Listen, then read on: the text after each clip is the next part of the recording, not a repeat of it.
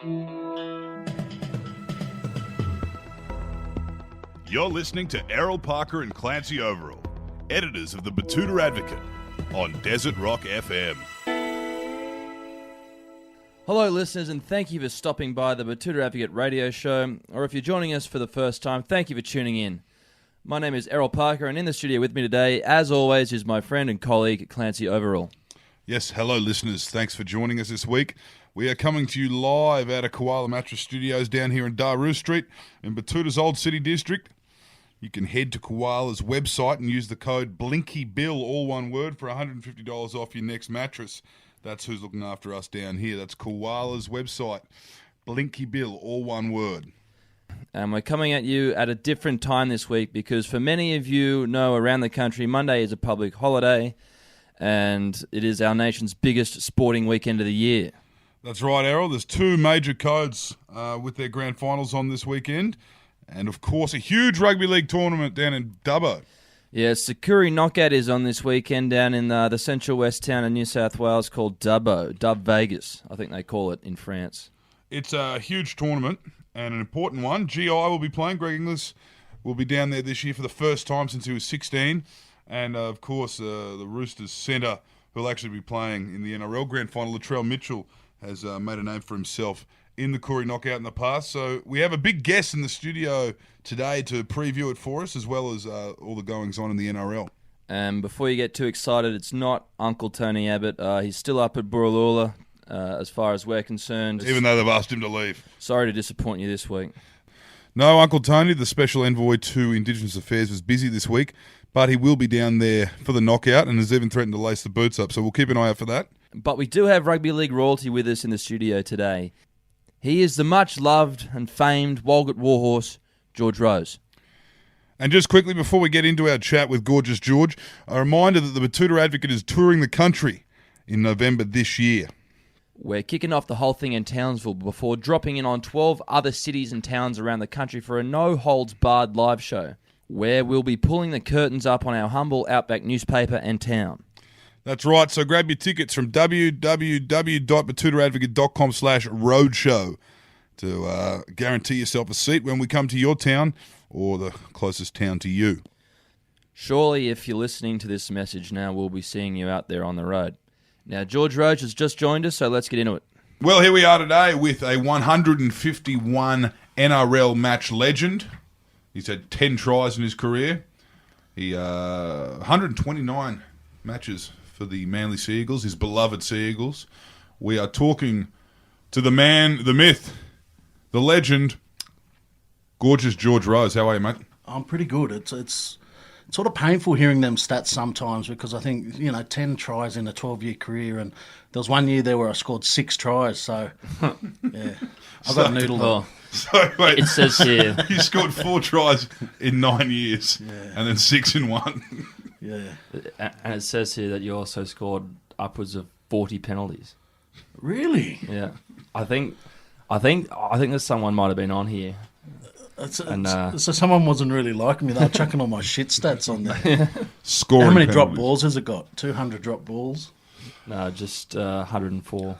Mate, what was that year with the 6 tries? It was 2009. Yeah, 2009, 6 tries, and it was almost in a row. I scored 5 tries consecutively, then I missed a game, and then I scored in the 7th game. So, Was that a premiership year? I was running hot. No, it was a year after a premiership year. Yeah, right. Yeah, but that was the year that you won the club challenge, wasn't it? Yeah, we won the World Club Challenge. It was my first year back after 18 months off with a broken leg. So, opened the season with a World Club Challenge and then had probably the best season of my career that year, scoring tries and shit. Man, people were loving me. Well, that's what it's all about, mate. You've how many premierships have you played in? So I played in the 2011 grand final. Yep. Where we beat the Warriors, and then I played in 2013 where we got rorted against the Roosters. Yeah. And 07-08, that's when I was out with the injury. So it was really tough to watch them ones and not be a part of it. But you have played for a premiership, so Indeed. you have a career Yes. Yeah. doing corporate speaking gigs Yeah. in RSLs. Yeah, Off the back. backslapping myself and Talking to drunk salesmen. telling lies about how good I was. Until people read the stats and they're like, shit, you weren't really that good, were you? Well, look, mate, 151 games. You played 151 more than me. I could have really been something, Georgie. I could have thrown a steeding over the mountains, mate. But what are you doing now? Post career. Now I'm working at the NRL. I work in community and player engagement. Mm-hmm. So doing a lot of stuff with our players off the field, making sure that they're engaged in further study. I do stuff around culture and leadership as well. But yeah, it's really good. Like 87% of our NRL players are engaged off the field in further studies and stuff like that. So it's probably the best that it's ever been, and it's a pretty cool space to be in. And aside from that, I've got a business that I run with my brother, doing boxing promoting. So it's exciting. So you're essentially the Don King of Australia. Yeah, well, I haven't got the hair yet, and I haven't got the over-the-top layering up down pat yet, but I'm working on it. And the jewellery? The jewellery, I can't afford the jewellery yet.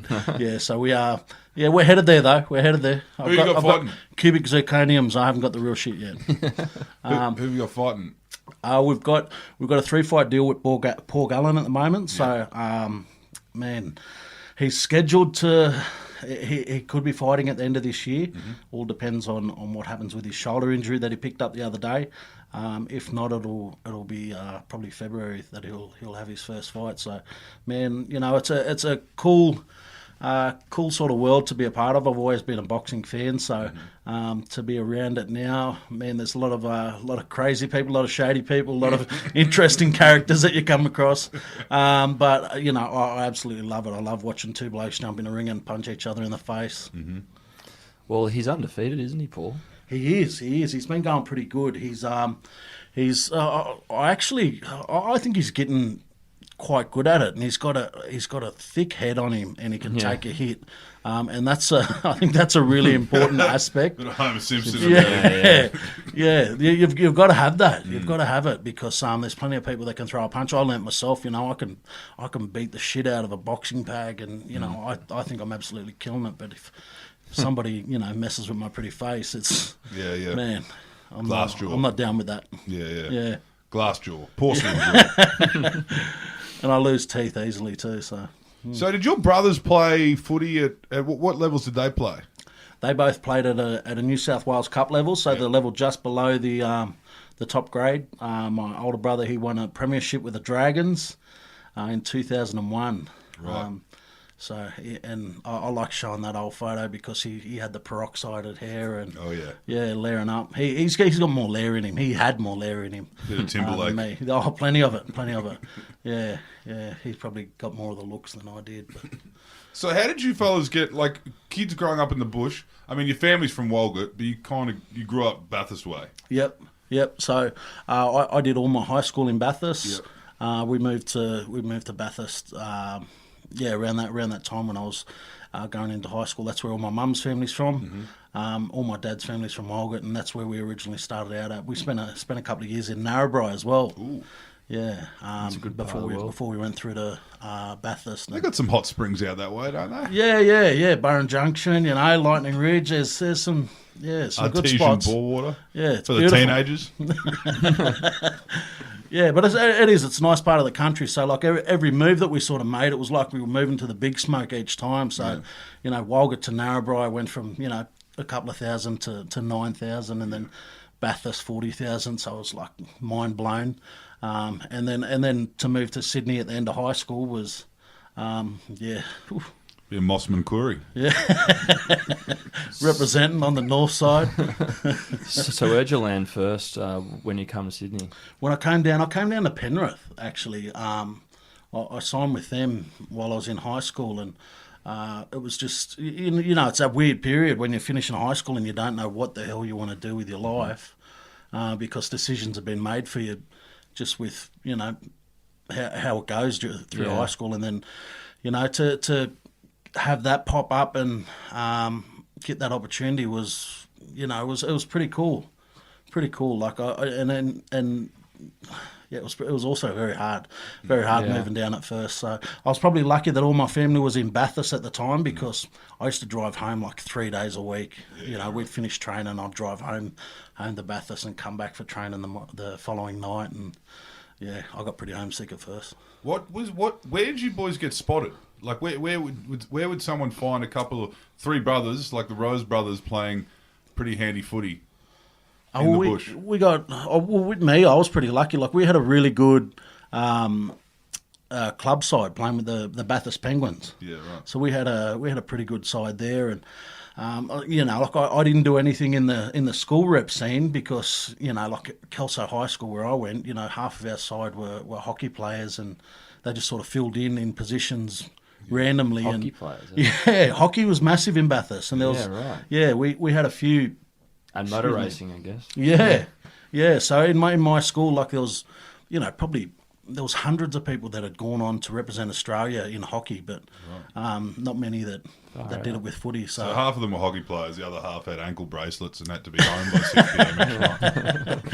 Yeah, so it was hard to compete with the with the better rugby league type schools, and so through the school rep scene, there was no chance of getting a start there. But mate, so you really did get lucky in that regard. It's not like you come out of like a feeder ground like Toowoomba or Logan or something like that. You had to get lucky, because it wasn't immediately. There weren't people looking at you from day one. No way. And so that's why it was never really a goal of mine. Was that, like, I thought I'd stay in Bathurst, go to uni in Bathurst. Keep playing for the local team there, and I just thought that'd be my life. But the way that it went, got that opportunity, took it, spent a couple of years in the lower grades at Penrith, and then signed with the Roosters and got my first crack at first grade. And where were you living then? Did you move? Did you do the whole thing? Did you take the whole hog? You moved to Bondi? No, I didn't go all the way. I had a look around there, but I didn't exactly sign for a big contract when I went to the Roosters. So I moved to Alexandria, which was still, or Erskineville, just right on that borderline there, and it was still very, very much an eye opener to be right in the city there and close to the action, and it was pretty cool. When did you start having clubs look at you? When did you get the nod, hey, you might be on here for 10 seasons at Manly? Look, it was never really something, like I said, I never really thought I'd be an NRL player. Even when I was at Penrith, it was just like, it was cool that I was getting to play in the junior reps. In the last year I was at Penrith, I had a pretty good season there. We made the reserve grade grand final, and off the back of that, that's how I got this full-time gig. And that's when I was like, you're going to be training with first grade, you're a chance of playing first grade. I thought, wow, that's pretty cool. And then coming to the Roosters, mate, they had that many international stars there. Like, ahead of me was, I think there was 3 or 4 international front rowers that were just in that squad.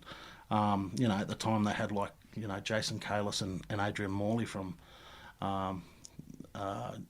overseas who were absolute guns, and so I never really thought then that I'd still get a crack. But I played one game that first year I was there, and then played 5 the next year, and got to the midway part of the season, and there was a heap of clubs that were interested in signing me, which was cool. Manly said, they'd guaranteed me a start in their 17, and I thought, well, stuff it, I'm going to go there, regardless of what brown paper bags are sitting in front of me here at the Roosters. I'm guaranteed to run, so I'll roll with that.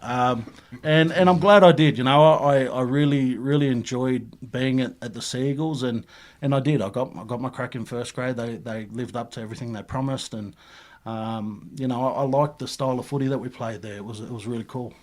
Yeah, I read that Tommy Raudonikis, he's from Bathurst, so he didn't have anything to do with those.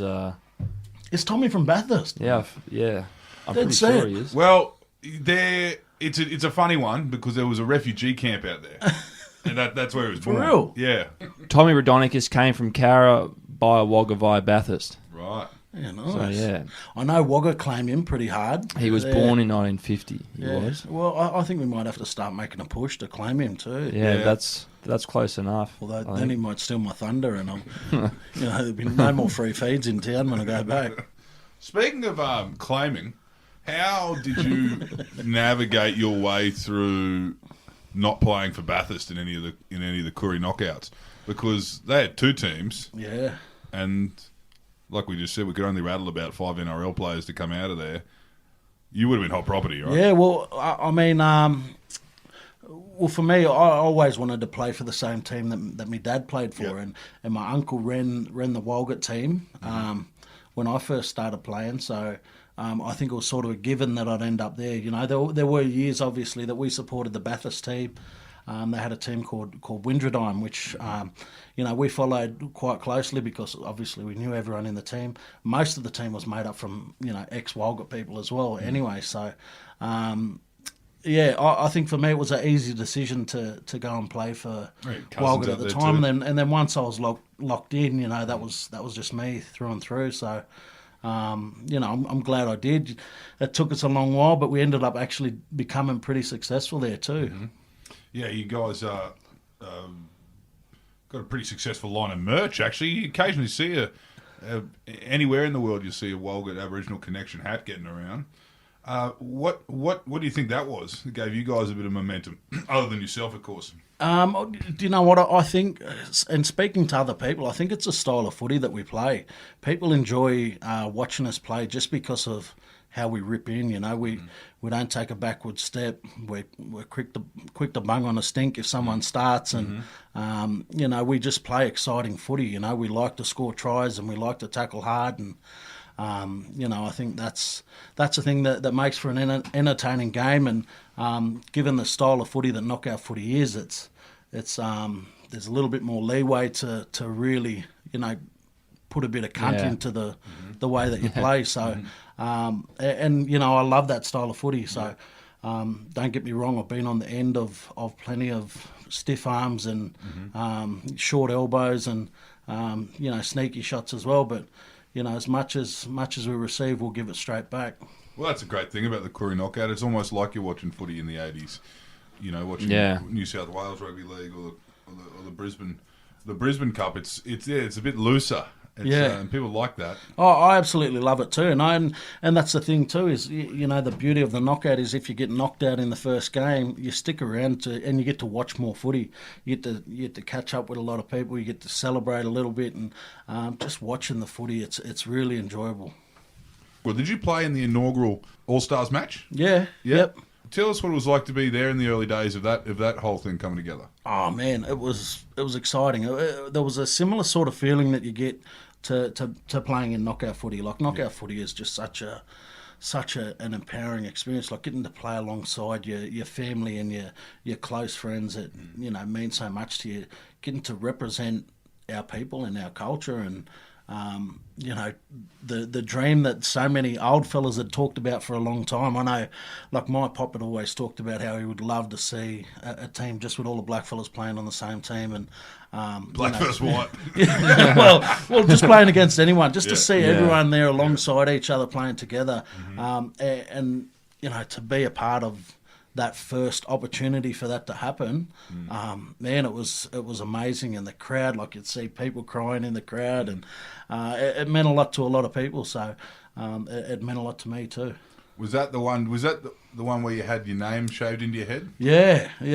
I representing. Yeah, I was. I did have a little bit of Lair in me then. I mightn't have said a lot, but I just thought, I've got hair. Make the most of it, and I thought I was pretty cool at the time doing that. No, you looked good. Good. Thanks. Now they've changed that to now it's going to be All Stars, Indigenous All Stars versus Maori. That's an idea. That's a good one. Yeah.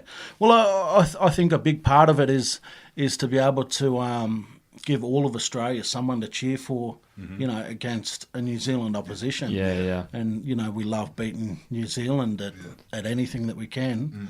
And so I think the idea behind that is to make sure that we've got a product where everybody gets behind it. But I think the other side of it is there's a very passionate team on the other side of the field, and the New Zealand Maori are going to be mate, they're going to be really playing for some pride and some passion, and for 80 minutes it's going to be an absolute war out there.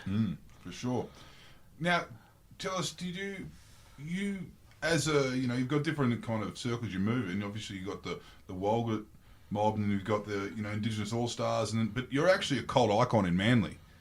How is it for someone with a noticeable physical presence walking down the Corso? Man, it's good. Manly's been good to me. As I said, I spent 8 years there, won premierships there, and I won a few awards at the club as well. So Manly's home for me. I still live over the north side now. And to see some of them old faces from the club that, the supporters and the people who've worked around the club or had any involvement, to see them around over on the beaches when I'm cruising around, it's cool that people still remember me. I find it hard trying to explain to people how good it was to play at Brookie back in the day when we were shit hot. We were, there wasn't much that we could do wrong, and I still remember every time I'd come onto the field, the roar from the crowd, and mate, it would pump me up, and I just want to run over anyone. So now walking down the Corso, if anyone screams my name, I just just brings that urge on again. I just want to run over the top of the next bloke who's standing in front of me. I hear someone say, "Yeah, Georgie Rose, yeah," you go. It's like, yes, and I just want to run over someone. It's a busker or whoever it is. I just bump him off. You got the shell shock. Rip in, yeah. So it's it brings back the good memories. Good stuff. So you're now working on NITV as well. Yes, yeah. So you got a bit going on. Yeah. Aside from your stuff out there with the NRL, you're working on, what's it called? Over the Black Dot. Yeah. So we actually had our last live show last Tuesday. So we're wrapped for the season, but I've been on there for 2 seasons now, and mate, I quite like it. It's a bit of a no nonsense show where we sit around and talk about footy, and it's cruisy for me. Like I'd be doing the same thing at home, trying to talk to my son about footy, and he'd be thinking that I'm talking shit, and want to go and do something else. But I get to go and sit on a TV screen and talk shit about footy. So who's on that one? There's me, the big O, Owen Craigie, Tamana Tahu, Bo Dela Cruz, and Juro Sen is the host. So it's it's cool, good crew. Hopefully we're back again next year. How is the transition really like from being a forward in an NRL team to being on live television? Oh, mate, I think the transition into any other role is weird. I think changing my behaviours and how I interact with people was probably the hardest thing.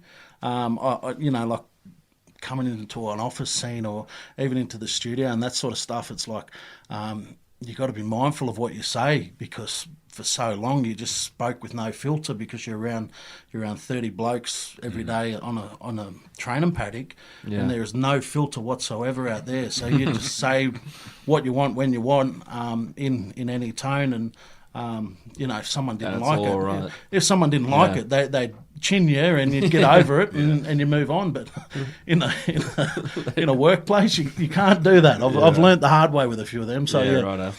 Do you feel sorry when you see some of those current players slipping up in the media? Just they take the field off field and how do you feel when you see that? Look, I reckon it's such a hard scene to be a part of now.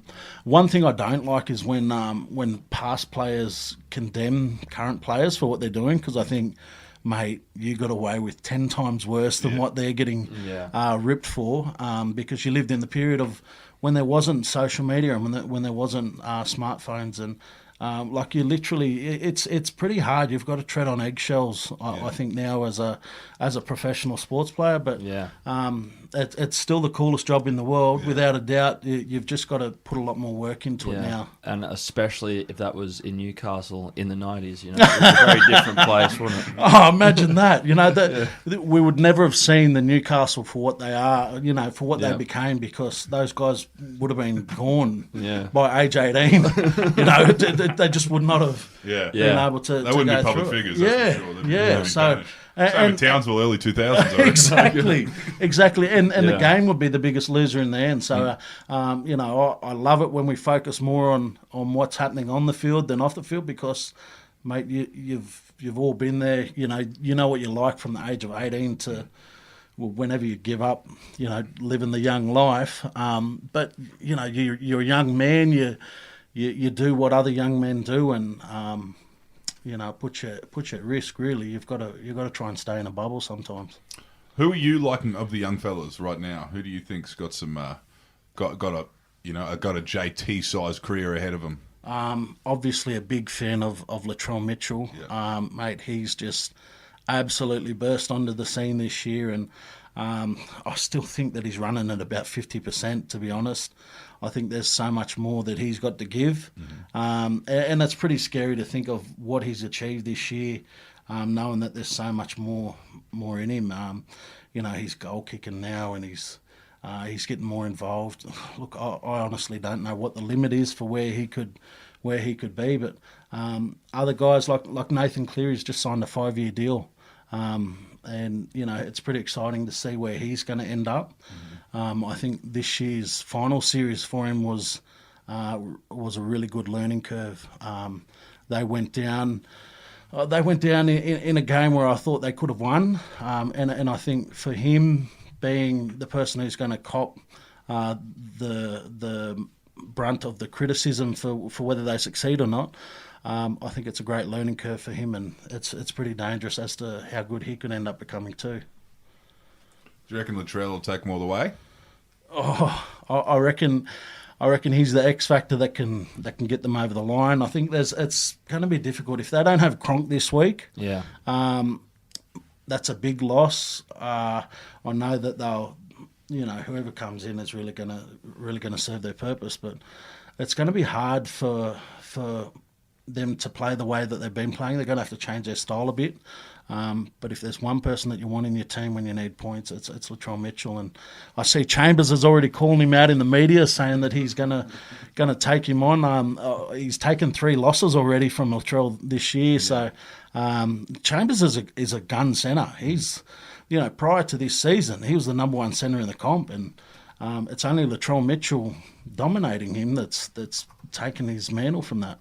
Chambers is a funny one because he grew up in Darwin, didn't he? So he must have, because he's played union as well as league. So I'm sure he played a bit of AFL going up too.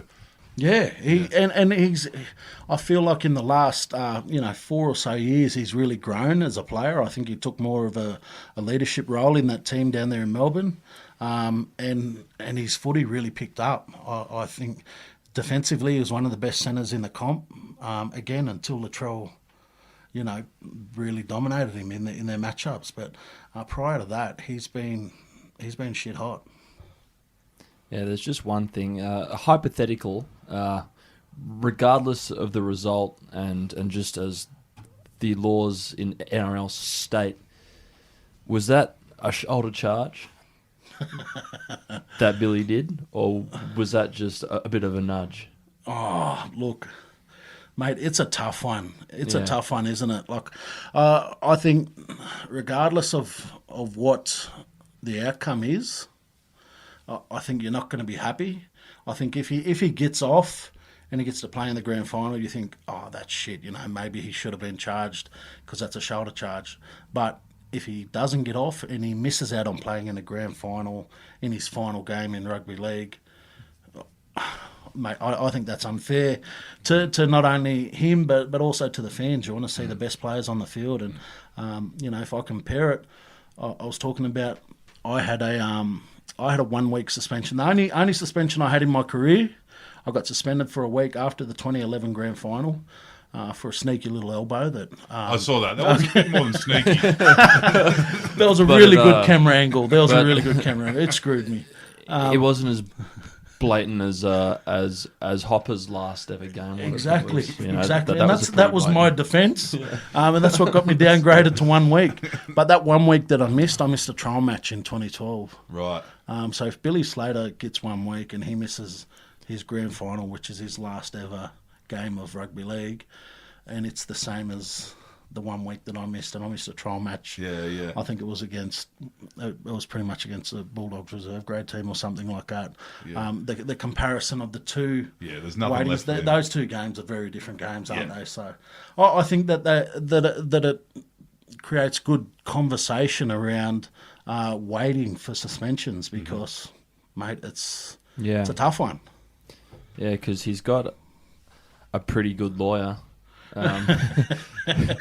Who's helping him out? Did you have to bring a lawyer to your one? Yeah, they did. Yeah, there was some bloke. I can't remember his name. As I said, clean skin. I only ever suspended once, so I can't remember the bloke's name. But he managed to get me downgraded and got me to miss a trial match. So he did a good job. Yeah. I don't know how Billy's bloke's going to go. He's got a fair bit of work to do, but I think there's the majority of the weight is behind. Let Billy play the game and let us all hate on him for getting to play the game. I'd rather that than him miss the game completely. You also did have cousins on the inside of the judiciary, didn't you? No comment. Now tell us, Latrell's obviously playing this weekend. Who would he be playing for in the Koori Knockout? If he wasn't playing this weekend, or if he was playing, so he's got a team up there, South Taree. I think they are Taree Biripi Sharks. They wear the red and green, and I think it was last year he played alongside two of his mates who were young Roosters players as well, Bernard Lewis and Kaya Cooper. So he'd be that's who he'd be playing with, and mate, he's He really earned his stripes there a few years ago. I remember he came up against Redfern All Blacks and they absolutely went for him. I think he took a few hits on the chin and responded by absolutely ragdolling one of the Redfern players, and then after that, no one went for him after that. It was like, yeah, all right, we'll let him play. So GI, Rabbitohs are out. Yeah. GI is going to play for the Wall Street Warriors. Yes. Have they always been playing? Are they a new team? Or This is a new team. So Right. This is their first year into the competition. This is Greg's family like team. a banking so, organisation. don't they? Yeah. So, yeah. Merrill Lynch, the Wall Street Warriors. Well, if they got the backing of Greggy, they've probably got a bit of cash in there too. So, it's going to be exciting to see them because this Blair family, they're actually. Mate, there's some really good players that have come through the Blair family. Owen Craigie tells me the story about it all the time of all these guys who have come from the Blairs, and it's pretty much anyone from Tingha and anyone from Kempsey North Coast. Yeah, they're Glen Innes. They're all in They've New all England. come from the Blairs, and that's everyone from Owen and Preston to Greggy and who else was he telling me? I think even Albert Kelly and them mob. So there's been a hell of a lot of gun players who have come through this Blair crew. So I'm interested to see how they go. It's their first year in the comp, and they got Greggy named at 6. They're gonna go well at least. How much do you reckon his match fee would be? You reckon? Well, that's the beauty of it is that it's the pride that's on the line. So Yeah. the money sort of doesn't come into it. He's I think it's going to be really good for him for the turmoil that he's sort of had in the last few years. I think for him to get out there and play with his cousins, Yeah. and play a bit of footy, enjoy himself, Yeah. no pressure, just do what you want on the field. I think it's going to be great for him. I mean, he may as well go down. He's going to be down there watching. He may as well be. He may as well be playing. Always remember seeing, was it Bathurst maybe? They announced on the megaphone, Greg Inglis has arrived. Yeah. He wasn't even playing. They thought they'd tell the kids that he was I there. think, They all rushed over to him. I the can last guarantee- time he played was 03, wasn't it? Yeah, while ago. yeah. No, he He was wasn't. 16. He wasn't playing. He was just rocking up as a spectator. Yeah. And they just thought they'd announced that. Hey, we got a big shot here. Oh, well, I feel sorry for whoever else is playing at the same time as Wall Street because everybody's going to be watching that game. Everybody, and no matter who they draw, they'll be all down there watching them. So how many years has the Koori Knockout been going? I think it's 48 years now. Right. 48 years this year. So, Longest running comp, really. yeah. So it's been non-stop since. My math isn't really good, but it started here in Sydney with. I think they had 6 teams, and it just built over time to this event that now has over 140 teams attending out in Dubbo, and communities represented from all across the state. So. It's going to be absolutely massive. It runs from Friday through to the Monday Arvo. It's live on NITV the Sunday and Monday, and it's exciting footy. What's it like running one of those? You guys have won one, and you've then had to host one. Yeah. I imagine there's a lot of logistics. Yeah. Yeah, I can imagine too. Look, it's hard work. It is very hard work to do it, but especially given how big the event is getting now, probably the best thing about it is that previous winners pass on all their knowledge to the new hosts. So they let you know every hurdle you're going to come across. Everything that works, everything that doesn't work, some suggestions on what they would have tried to do differently. And having that knowledge passed on is probably the key to make it a lot easier. The beauty for us is that on the back of the first knockout that we hosted, that's sort of where our company sort of developed is the No Limit Management and Events, where we started realising that we're pretty good at putting events on, and we started doing more and more of that. And, that in itself is a success of what can come off hosting a knockout and empowering communities. Well, you got little Bow Wow out to Walgett. We did. We got little Bow Wow out to Walgett to perform out there, and not many people can say that they've done that.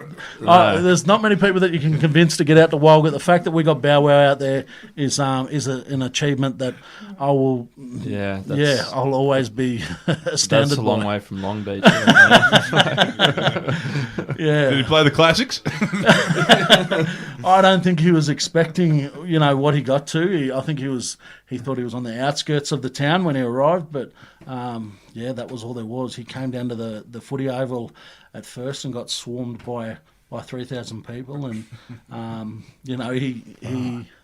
he delivered. He did his job. He sang the classics, little Bow Wow. Yippee yo, yippee yay. So the Rose Boys provide security as well, I'm imagining. No, he had his own. He had some massive dudes there with him, and they were making sure that they controlled the scene. So we were happy with that. It's one less hassle for us. So, yeah. Funny thing that I find that happens in Murray and Koori communities around the country is small towns will have a team. In Mungandai, they're all mad for Manly, and it was before you they were following Manly. Who do Walgett support? Dragons, yeah. And that's partially because the local side is the Dragons. It's the Red V. We all grew up wearing the Red V. And then the other reason is Ricky Walford. Ricky Walford played for the Dragons for a number of years. When I grew up, idolising Ricky, and we all loved the Dragons and loved watching him play. And I was a Dragons fan up until pretty much till I came down to Sydney. Yeah, right. And started playing them. Well, you got a season with them. They were a bunch of pricks. When we started playing, I was like, stuff the Dragons. I'm not going for yours anymore. But then I got to play a year with them to finish a career, so it was cool. How was that? Was that good? It was unreal. It was unreal. Like, I'd had a tough year in Melbourne the year before, and to get back there and get to play for the team I supported as a kid, and really enjoyed the year there. I got to meet some really good people. And Paul McGregor was pretty much the one that convinced me to go there. So, I was grateful to meet him, and I think he's a great coach, and I really like that he's starting to get some success out of that team. And they were 1 point away from going a little bit further, and a few injuries obviously hampered them. But I'd like to see some more success for them in the future. Well, just lastly, Gorgeous. GI's there blowing up your phone, so we better wrap this one up. How do you think Uncle Tony's going to go this weekend playing for Walgett? Well, he's the one who put me out of a position. So yeah, the boys reckon that I'm not fit enough to play this year. So they reckon Uncle Tony's been ripping in. He just got back from holidays, so he's been doing all them jail weights, and he's looking the goods. That's what they reckon. So they've gone with the big fella Uncle Tony. So I don't know. There might be a protest. People will be asking for his papers and that. But I reckon he might get ragdolled if you ask him. Put up Uncle Tony. He's a marked man. well, do you know what the plan was? Is that we're going to use him as the way to put the other team off. Send him straight at their best player. Their best player's probably going to want to put one on his chin. He'll get sin binned. We get the win. So, So Uncle Tony's our bait. Yeah. And you're coaching. I'm coaching, yeah. So you coaching opens or? yes, yeah, right. Yeah, so I'll send him. That's well, I've just given away our game plan to everyone. So hopefully no one listens to the Betoota podcast in Dubbo before the games. But yeah, that's what we're doing. We're sending Uncle Tony out to put everyone off the game. Well, good luck to Walgett this weekend, the Koori Knockout. We will continue negotiations about getting a Betoota Bitter logo on the back. And all the best. Thank you. Thanks, George. And that was gorgeous George Rose joining us today, talking about the Koori Knockout and, of course, the NRL Grand Final. We didn't get much in about the AFL Grand Final, but no one really cares in this part of the world. So until next week, enjoy your weekend. I'm Clancy Overall. Be kind to each other. And my name is Errol Parker. Don't get up to too much mischief this long weekend, and we hope to see you on the other side. Cheers.